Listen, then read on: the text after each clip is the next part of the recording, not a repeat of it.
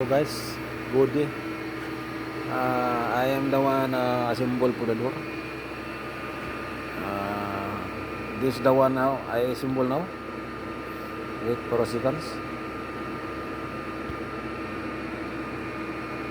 This is the one. This is the left frame, left and right frame. So this is the one I done assemble. I'm using the lifter. So all of this one is 20 pieces. I already fixed the hinges. So tomorrow I continue. It's already 5 o'clock. So this is the machine, CNC. After CNC, assemble. I'm the one also operator CNC. Robert A. So that's my job. Okay.